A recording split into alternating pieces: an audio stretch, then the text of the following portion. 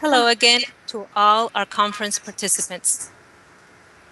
We are at the midway point of our last day of conference, and our afternoon and evening programs will still offer a great deal of variety and engagement. Our next featured presenter is John Fillwalk. John is an internationally recognized artist and practitioner of virtual and hybrid environments. He serves as the Senior Director of the Hybrid Design Technologies Initiative, HDT, and as the Director of the Institute for Digital Intermedia Arts, Idea Lab at Ball State University. HDT and Idea Lab are virtual reality design studios exploring the intersections of art, science, and technology. Fillwalk is a leading figure in the design and application of virtual and hybrid environments in the arts. He is president of the Hans Breeder Foundation, an international nonprofit for the study, archive, and sponsorship of intermediate art forms. He has numerous grants, awards, fellowships, and presentations. Additionally, his artworks have been exhibited internationally in numerous festivals, galleries, and museums. During John's presentation, if at any given point you have a question, please send them to me through instant message. He will be happy to answer it while he is presenting, and I will go ahead and cue those. Today's talk utilizes the QuickTime plugin Macs have that are pre-installed. If you are a Windows user, please download and install and restart Second Life. The link is right there. Please make sure you have Second Life set at autoplay. The videos in World do not have sound. John will be commenting during it. If the media preams still do not work for you, YouTube hyperlinks will be displayed during as needed. Friends and colleagues, it is my great pleasure to introduce our next featured speaker, John Fillwalk. Well, thank you, Letty, and welcome everybody. It's my pleasure to be able to speak with you today and really kind of address some of the core themes here that this conference is exploring. I think mainly especially around the notion of crossroads. So I think that's most of what I've prepared. We'll talk about that and kind of show some examples of where we've been and where we're going with working with virtual worlds. So I should give a little introduction to the lab. So we were supported by Eli Lilly Foundation for about 8 years. We're in the state of Indiana at Ball State University. And we had the opportunity to essentially incubate something that we wanted to create, which was this institute, which has a longer name, which is the Institute for Digital Intermedia Arts. But we've shortened that over the years to Idea Lab. And essentially we're exploring spatialized 3D experiences, for the arts, sciences, and humanities, primarily around live virtual worlds. We do other technologies as well as mobile, augmented, and what we talk about is hybrid, where we're really kind of going between physical reality and different kind of flavors of virtuality. But, we had our start here maybe in 2006, 2007. And one of the first worlds we explored was really Second Life. And so we worked extensively in this environment and later worked over into OpenSim.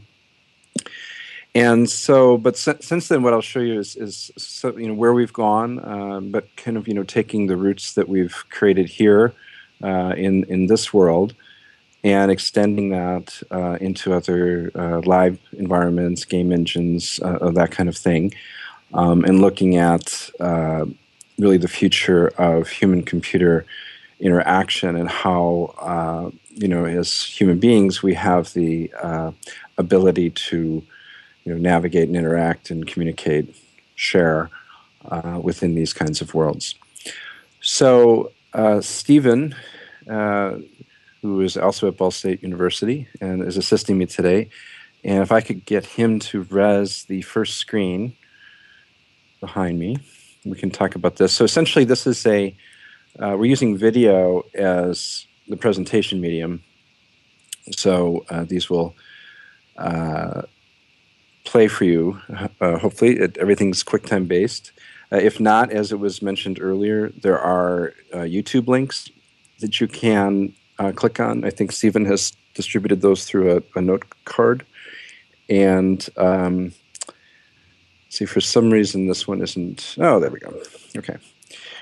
So if you do have trouble with the QuickTime for any reason, go ahead and look at it on YouTube.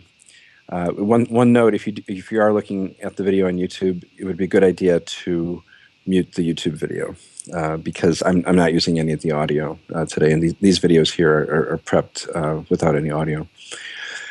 So the first video I thought we'd look at is the virtual Pantheon, and this is created in an environment called Blue Mars, which some of you are familiar with. It was a kind of a startup which sort of got out the door. It was using CryEngine, so it's a very big, heavy, but beautiful, graphically intensive virtual world, but a similar idea to Second Life.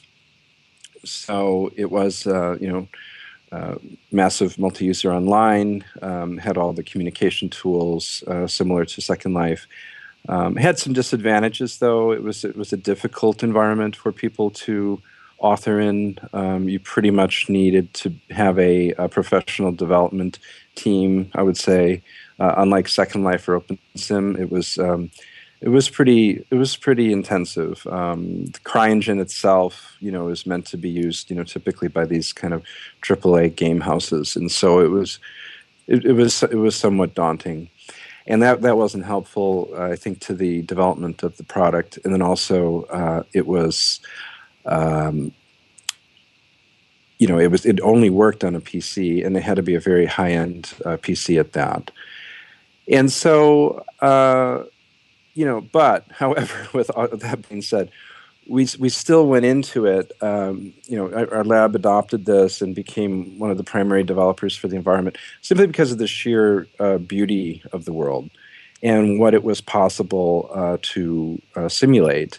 And a lot of our clients are in archaeology, and so most of the work I'll show that is Blue Mars based, you'll see that they are simulating lost worlds. And in this case, it's obviously the Roman Pantheon, circa 320 AD.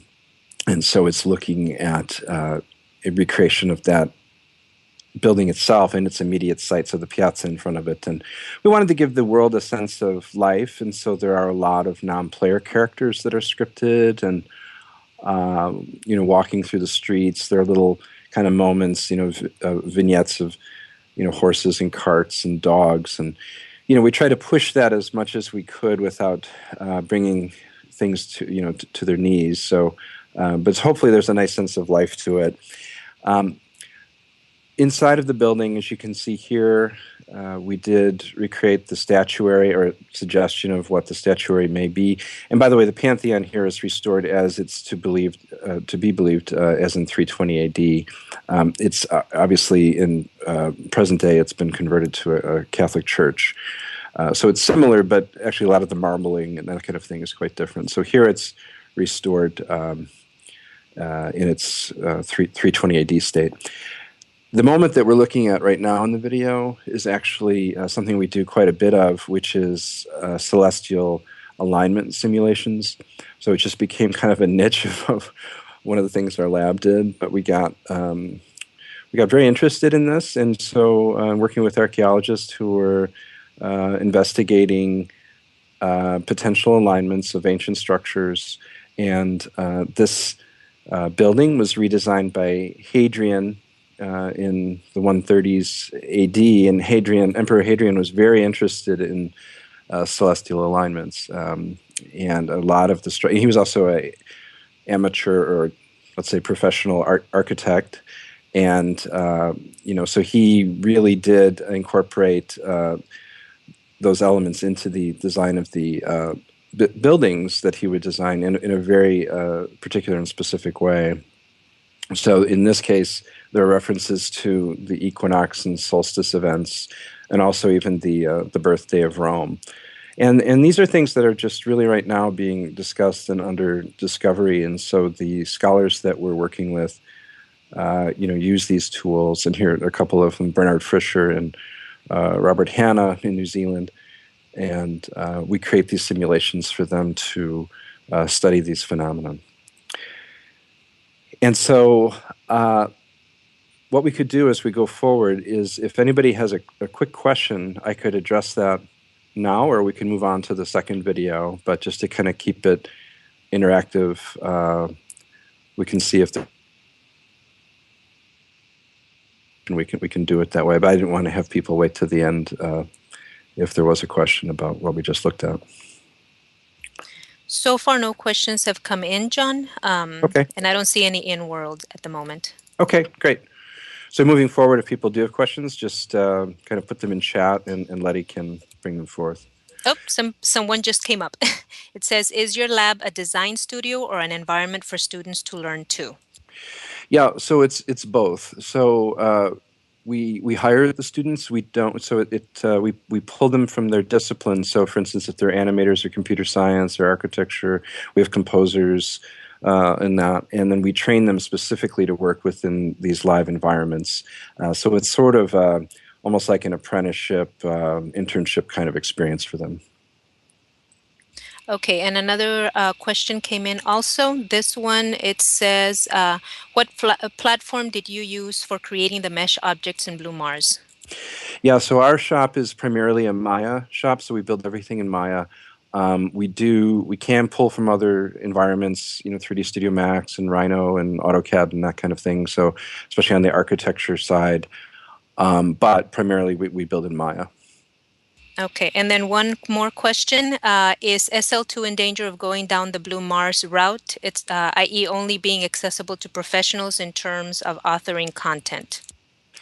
No, I think Second Life has avoided that. I know Mesh, creates some difficulties, let's say, and I think that's why initially it was decided to be avoided. That it was a prim-based environment, but obviously it still supports both types of geometries, and as far as I can tell, Second Life is alive and well. Okay, thank you, John. I think those are the only questions for now. Okay, so I think the next video we can look at, Stephen, will be number 2, the Virtual Broad Art Museum. So we'll move around here a little bit, different types of projects. This one was a commission from the Broad Art Museum, designed by Zaha Hadid.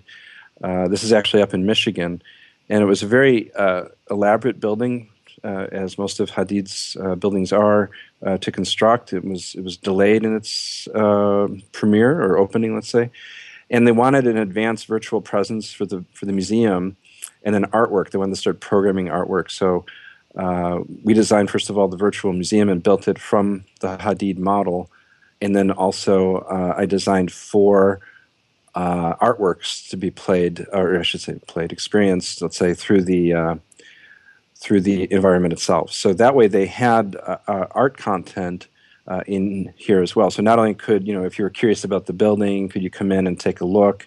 And it's a pretty faithful rendering of her building. This, by the way, this is all done in Unity. What used to be called Unity 3D, now they just call it Unity. But one of the things our lab has done is we've created our own virtual world platform to build a multi-user experience on. Now, at this time, we used what is it? SmartFox server Jibe. So this was using the Jibe system, and yeah, that boy, I'm sorry, I can't remember the name. Somebody in the audience will remember the name of the company. I know these guys well. Somebody. Reaction Grid. Thank you. Right. I feel bad about that. But yes, Reaction Grid. And their system was called Jibe, and it used SmartFox server in the background. And this is one of our biggest projects we did with their backend, and was very happy with the results.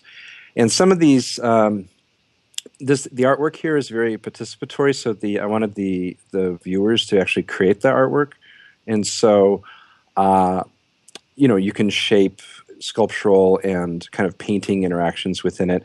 And there are several uh, different types of data experiences in here as well. One in this video just briefly kind of zip through it, but one of them you come in and you can curate your own exhibition by using we use the API of Flickr. So somebody can come in and, for instance, type in a search term like transparency or something like that, and it'll hit the Flickr API, and it'll go in and find the 20 most recent tags or images that are tagged with translucency or transparency or whatever I said, and then the building will be populated by that as well. There's also so I think Stephen's playing it again here for us. So here the doorway threshold was actually the interface. So when you came in the door, you were presented with the different exhibitions that you could look at. And as you all know, you don't have to go to a different building. It's like these were just simply rezzed out. So it would basically res a new project for you. So here we're doing live color blending. And this was kind of fun because your avatar was a cube, and you can come in as a red cube, a yellow cube, a blue cube. And we did a script with live color mixing, so you could paint as you move through. And so if red came through and then I'm yellow, I could make orange with the red that you've just made. And so it was kind of a fun interactive piece. And here's the Flickr, the project I was talking about. I guess we typed the word flowers. And in this next project here is more of a sculptural idea that the avatars were res very far away from the building.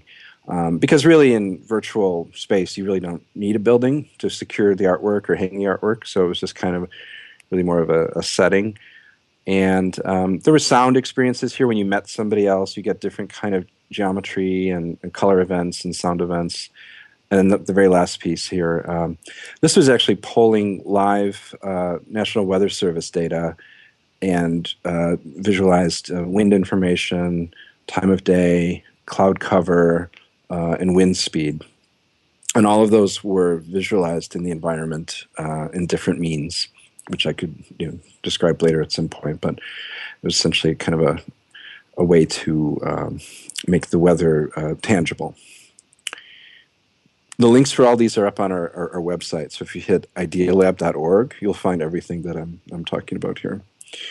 All right, so let's move on to the next video, which is Interaction in the Virtual Art Museum. And just because a lot of these projects are done in we picked maybe a certain game engine for its own merits, it doesn't mean that it couldn't be done in another environment. This, again, is back to CryEngine.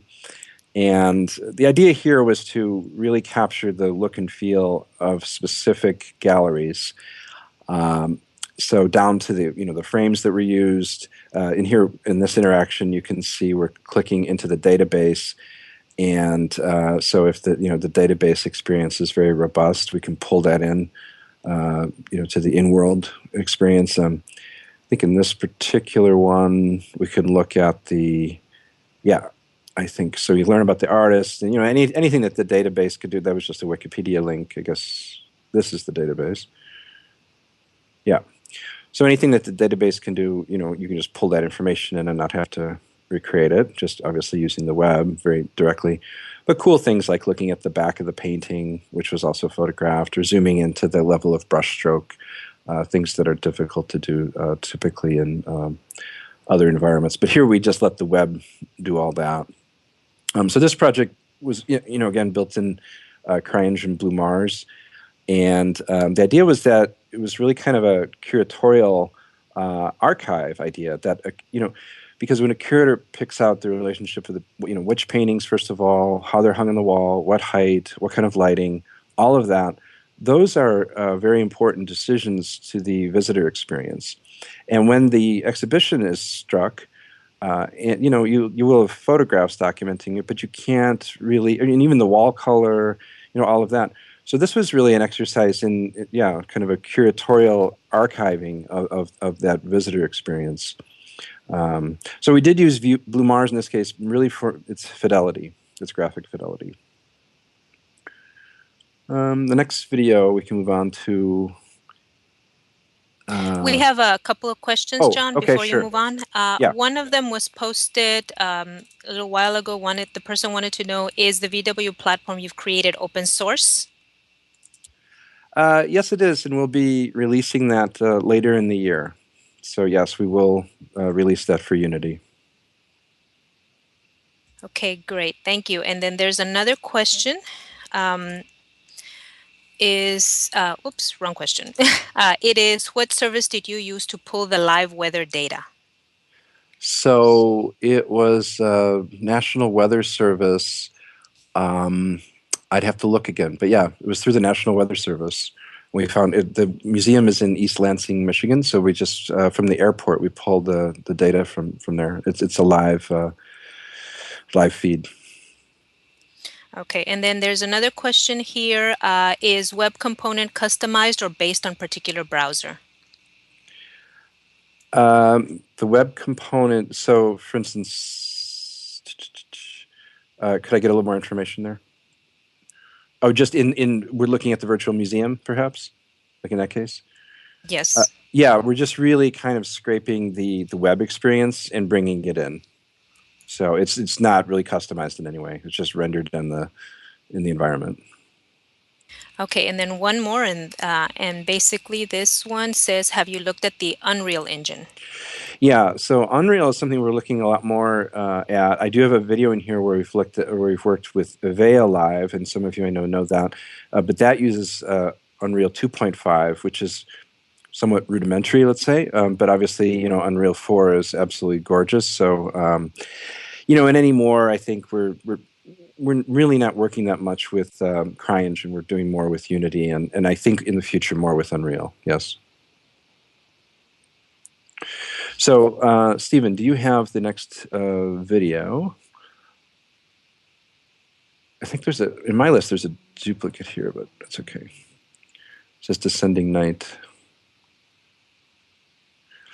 Yeah, so we can just look at this quickly. So the sculptures and I should have pointed this out, but the sculptures that we looked at in the previous video that were on a pedestal started this project. So the idea, again, in trying to solve a problem using virtual worlds for visitor experience in terms of museum interpretation, understanding the original context of an object, this was the solution we came up with. So those angel figures were originally part of this World's Fair, 1915, San Francisco, called the Panama Pacific International Exhibition, PPIE.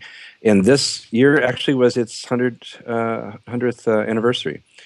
So interesting thing about all of these vintage World's Fairs, that they all, in a sense, were really kind of virtual worlds in and of themselves. They typically were up only for about a year.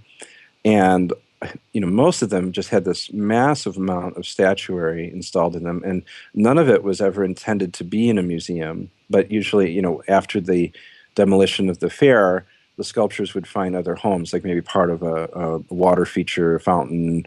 Yes, of course, in a museum. So what we try to do, obviously, is just kind of get a visitor a sense of scale. When you come in as an avatar and you're represented in human scale, you do get a sense of the grandeur of these massive environments that were created. And there's lots of learning experiences that are created into here. It's really kind of like a virtual field trip, right? So to be able to go back into space and time and experience these moments as much as you possibly can, trying to get at an accurate simulation of it. Stephen, number 5 on my list seems to be a duplicate, but it obviously is a different. Can you just res that and see what we have? The title is the same. But on my script, it's a little different. Let's see. Okay, yeah, so this is very different. So this is a kind of a similar problem. So we laser scanned a large-scale Buddha figure, a bronze Buddha, which was installed in a museum, and we wanted to give the visitor the impression of how it would be to actually experience the Buddha in its originally imagined context, or actual context. And so here we went to great lengths to recreate a typical Japanese temple. And when you spawned in the world, you were quite far away. We wanted people to actually walk up and have a kind of a sense of pilgrimage. And one of the odd decisions in Blue Mars was that they never allowed flying, which sometimes we took to our advantage. Something like this, we wanted people to actually have the feeling of walking up. And even though once you get used to flying, you really like flying, of course, you want to fly everywhere, teleport. It was a little trickier in Blue Mars, but actually, for something like this, it worked out quite well. Kind of got you to slow down, before you got into this sanctuary. So, Stephen, we can move on. We could probably just stop this one here. We had a question from the audience, John. Okay. Basically, they asked, what equipment did you use to laser scan the Buddha? Yeah, so at that time we used a handheld Faro scanner. Now anymore, like when we looked at that Pantheon simulation, we've done almost all of our scanning, let's say, using photogrammetry. So techniques like Autodesk Recap. There's a Russian company that makes PhotoScan. Autodesk also makes something called 123D Catch. All those tools have their place. The one we're working mostly with now is Recap by Autodesk, and but yeah, we're not using really our laser scanner very much these days anymore, because it captures an incredible amount of data. Whereas if you wanted to reproduce that object, it would be wonderful, but for virtual world use, you have to throw out 99% of that or more of that data. So photogrammetry is still more than we need. So just using, and what that is, if you're not familiar with it, is just using your camera. It's best on a tripod, but using your camera and making circles around the object and taking, maybe 30, 40, 60 pictures of it at different heights, and then that will stitch together a 3D object in the end. And that's the technique we use, pretty much all the time anymore. Okay, and we have a second question that just came in also. What kind of interactions can be integrated between the world objects and avatar in this environment? Yeah, so it's similar to Second Life. So I think, obviously proximity triggers, kind of clicks, HUDs. So we do a lot with HUDs. So once you get a little, just like in a game, you throw that content up in there. We also, anything that's, if you're going to watch a lot of video or read a lot, we push people over to the web typically, and don't, have you do that in the environment, simply because the screen real estate is so small. But yeah, all of the really kind of the same sorts of things that are available in Second Life are available in either CryEngine or Unity. The difference is that the scripting environments are different. So CryEngine uses Lua. We have JavaScript and C family languages in Unity. But anything could be scripted, really. So, Stephen, can we get the next video up just very briefly? Actually, for time's sake, let's skip that. Let's skip 6, which is Virtual Giza. That's also in Blue Mars. Let's just go right into Virtual Stonehenge, number 7. Kind of keep us on track here.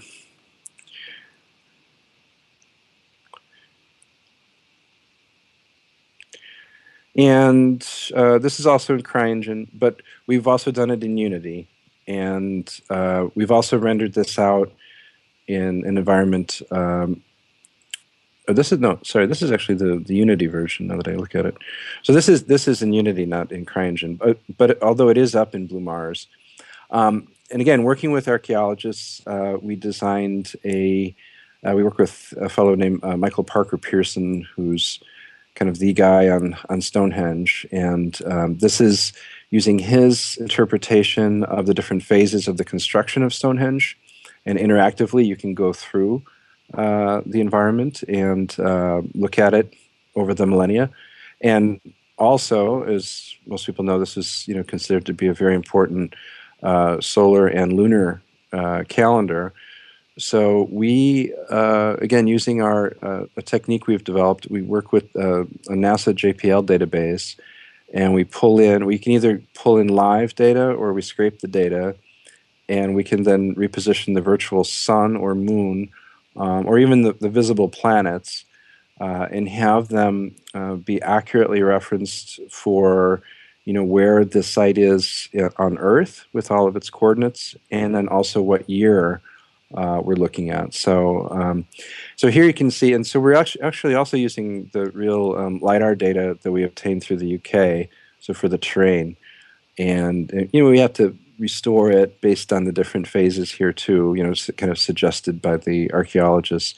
Here you're looking at some of the interactivity that's possible, changing time of day, year, going through phases, over a lot of overlaying, that kind of thing. So, again, these are scholarly tools, but once it's interesting, they're very easy to use. So once they're here and available, the students are finding all sorts of really cool alignments. They'll say, well, so if anybody really can, you can see the monuments going back in time here. You can or forward in time, I should say. But you can put it through its different phases of construction and then look at different alignments with it. So it's really quite fun and straightforward to use. And so this is Unity, and this is Unity 4. And this is not multi-user. So this is just simply you come in, and it's just a single camera version of the simulation. So let's move on to the next video, Stephen, number 8. Yep, there's a question. Yes, there's a question. Actually, there were two. I'm thinking the first one referred to Stonehenge. Somebody was asking if this is really what it looked like. Yeah, so these are, again, based on the archaeologists' surveys and drawings, we've, faithfully restored each stone, based on their drawings, and sometimes, the photographic detail. Sometimes it's on a per stone basis, like in this next video that Stephen will show. You'll actually see, the real stone textures painted onto the stones themselves. And then there's another question on, in terms of ease of use, ease of use, I'm sorry, which of CryEngine or Unity is best to create such an environment? Student feedback? Yeah, really, I would push really anybody toward Unity right now. I mean, I think Unreal, yes, I mean that has a lot of potential. I mean, we just have our comfort zone right now is within Unity, but I would, if I was just starting out, I would probably look equally at Unreal. CryEngine is just too difficult, and so as beautiful as it is, it's really problematic. So, Stephen, do we have the new video, the History Channel? Okay, great.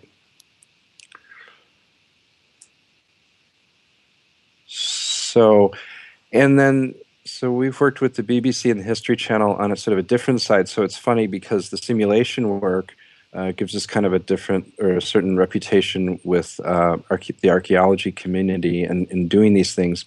But History Channel has come to us a couple times. We're now working on something with them for Roman celestial alignments that I think it should air next month. But this one was last year's premiere episode of The Universe. And this obviously isn't a live environment. This is rendered out of a rendering program called View, which is typically used for vegetation and atmosphere and that kind of thing. But I really like the look of it because of how it does capture natural light. There are a few Maya renders in here too, but most of it actually is View. But just to give you a little kind of sense of it, so it's kind of fun to work on this level of detail. We're mainly a shop that's kind of moving everything toward very low polygon, kind of lower textures, so they work in live environments. So every now and then it's kind of fun to kind of pull out all the stops and not have to worry about those things. These tend to be very massive environments. But it's fun. You can see like here the sun, you can do do things like that. So it's kind of a fun way to work sometimes. So let's move on here. I just want to show you that because sometimes the simulation work leads to these kinds of opportunities. Let's see here. History Channel. Okay, so the next project is back to Unity. So this is a Unity project.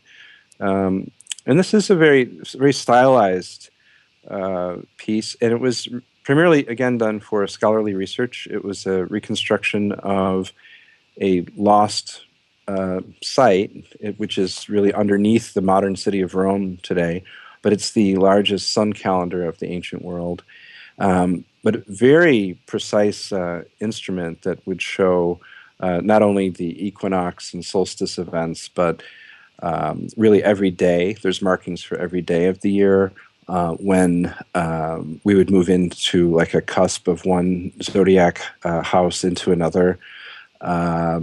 When the winds would change. So if they had I forget how many, maybe 10 different wind names in then seasonal changes, beginning of summer. All of these things were metered out. It was almost like a farmer's almanac, let's say. Like there was even a stone they believed that would even tell people when to harvest and all that. So we had this was actually been about a 2-year project, but and it was difficult because only a very small piece of it is exposed. They've actually found a piece of it, and we had to kind of interpolate where the obelisk was located based on that, and then the math using that NASA data.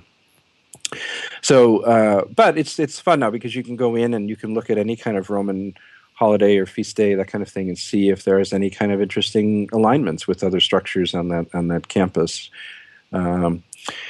So the next one, we can briefly look at Hadrian's Villa. We can go in there. This was using Reaction Grid's Jibe product, and so it's kind of similar to Second Life. You come in as an avatar. I think this takes us, yeah. So you come in as different kind of types of Roman citizen. The students would do a type of learning called problem-based learning, and they would be given a certain assignment to maybe greet somebody after their long journey from Rome, and how do they what's the intake experience like in being greeted and bathed and fed and that sort of thing in the villa. So they would come in, and each room we would maybe allow 20-30 students to come in somewhere in there. But using the Jibe product, it supported voice. It had Vivek's voice, just like Second Life, chat, instant messaging. All of that was built. So they had all those tools, and we did a executable version. So you just download a big walkable version of Hadrian's Villa, which was I think about a gig and a half world. And then we're in the process now of chopping that up into what's called web players. And one of the cool things about Unity is that you can embed it in a web page. It's just that you have to do it, kind of in small pieces. So, each kind of building would have to be essentially like a level. So this project we launched, I think the end of the year before, at the Harvard Center for Hellenic Studies in Washington, D.C. And the principal investigator on this was Bernard Fischer, who we work with often, an American archaeologist, but his specialization is in Roman. Let's see. Let me skip again. Let's skip down to, I'm looking at the time here. So let me go into number 12, the interactive dialogue.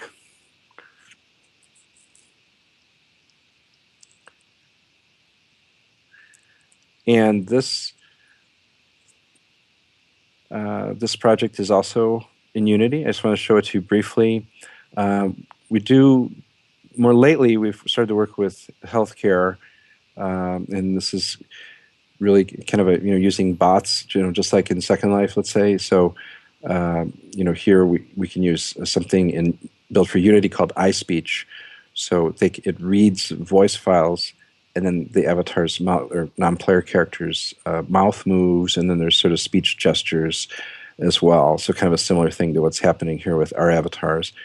And then there's branching. Just this is using a dialogue tree, and so you can basically take an assessment after you do the training.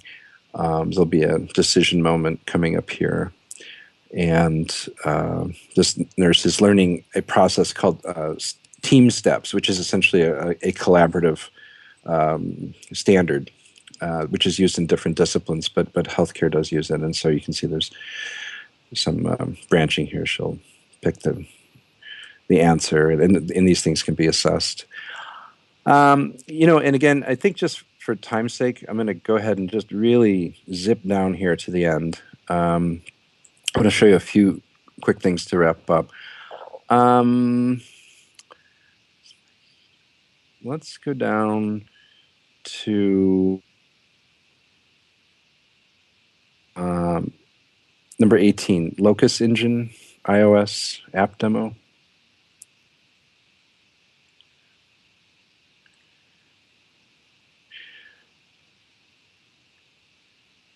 Okay.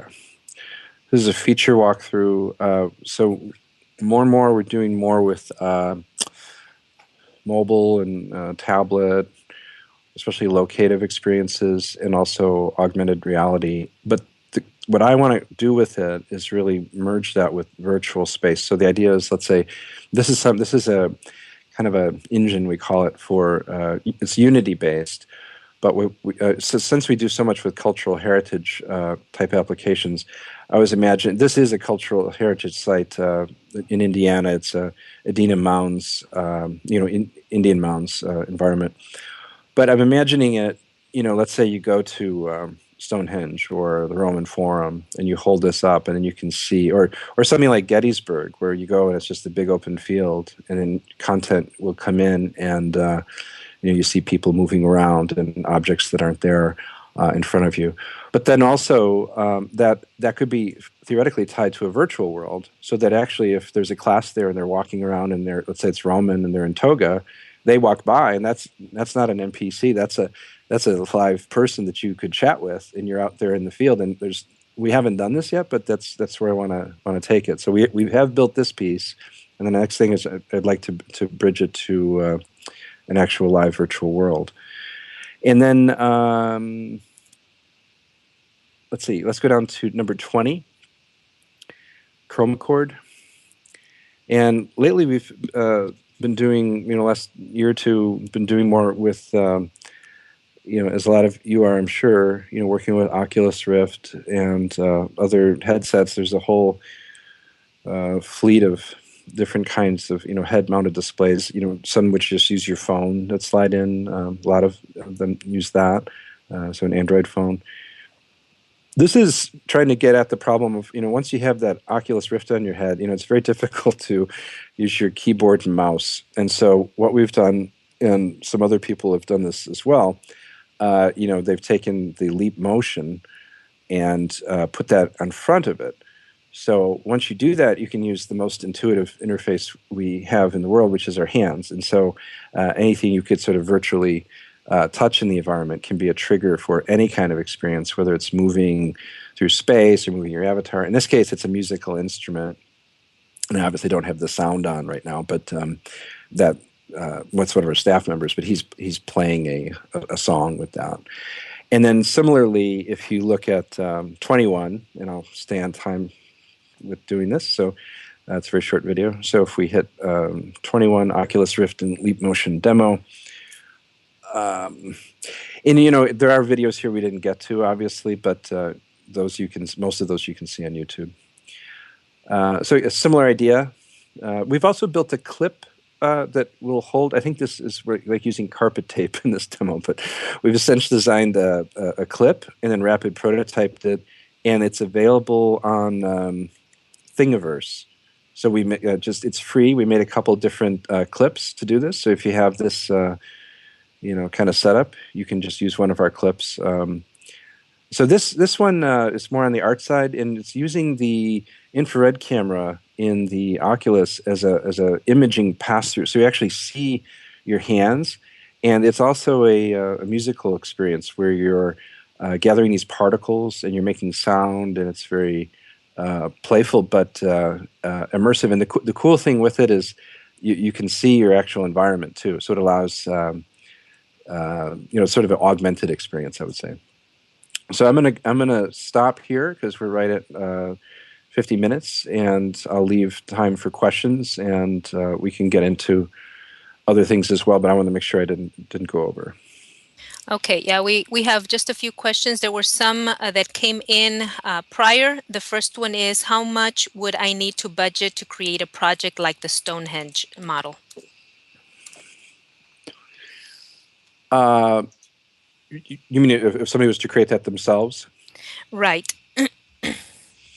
Um, well, really, it's just labor. So, I mean, one thing you could do is if you had somebody that could get out to the site with their camera, they could take images of the site and the stones, and from that you could build a model fairly directly from that. Whether that's allowed, I don't know, but theoretically, uh, I think they're a little controlling about all that sort of stuff. But I mean, theoretically, if you could do that, that would be very straightforward. We didn't do it that way. We built it by hand off drawing, so it was quite laborious.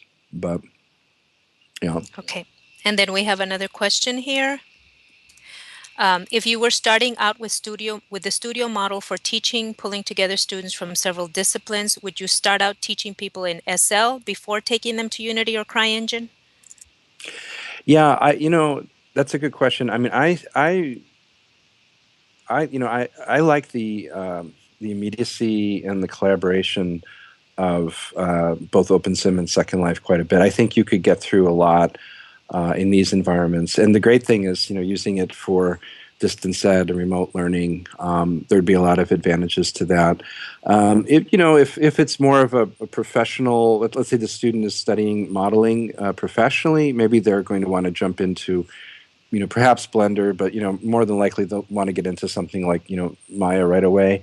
But I think for most people, this would I think the social and collaborative side of these sorts of spaces, like whether it's Jibe or this, or any of the other OpenSim grids, I think would really give a great compelling kind of first experience. And then one final question that I have here. I think this one was in reference to the doctor simulation that you had earlier, whether there was voice in it as well. Yes. So that particular piece, again, it's in Unity, and it uses a plugin called iSpeech, and that will read a voice file. So if an actor records voice, and it does exactly what's happening right here with my avatar, is that it's a facial, the face of the avatar is rigged, so it does a morph based on the phonemes of speech, and it works very similar to this. Okay, that's all the questions I have here, and I think we're just about out of time. Oh, one more question here, and then we'll go ahead and end. We have, who came with this diversity of ideas, ancient, Japanese, Stonehenge, etc., teachers down to students or students themselves?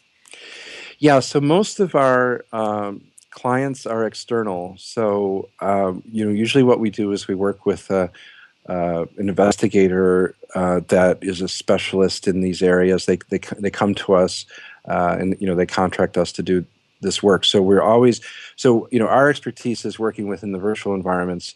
I myself am an artist, but we don't have, for instance, we don't have an archaeologist in our group, or there's nobody from healthcare, and so the people that we contract with are the content experts, and the students really, again, it's more kind of an immersive apprentice internship experience for them. They're learning these skills kind of on the job, and they're also building their portfolios while they do that. And then a second part to that same question, logistically, how did you manage the timeframes to work on such projects from semesters to semesters?